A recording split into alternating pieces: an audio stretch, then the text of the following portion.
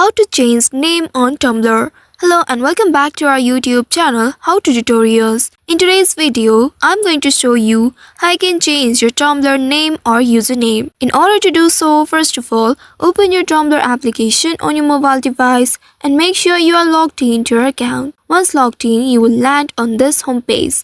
Here at the bottom right, you'll be able to locate your profile icon.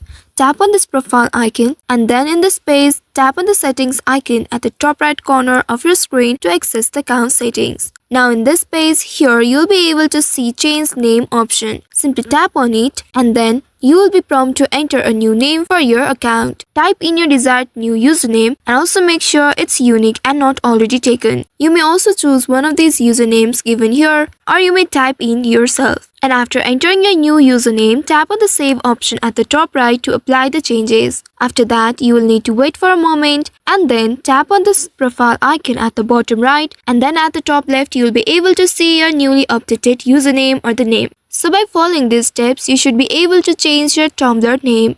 I hope this tutorial was helpful. If yes, don't forget to like, share and subscribe to our channel. Also hit that bell icon to never miss any updates from us. Thank you for watching.